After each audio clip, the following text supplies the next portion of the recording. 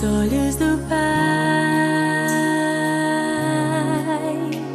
Você é uma obra-prima que Ele planejou.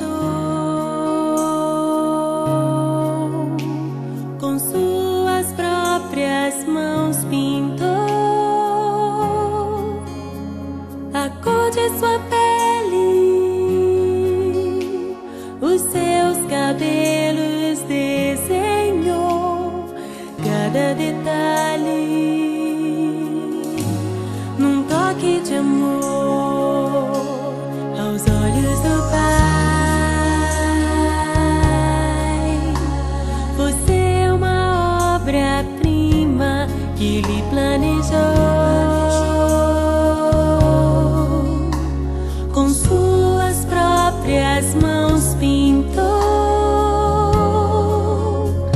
a cor de sua pele,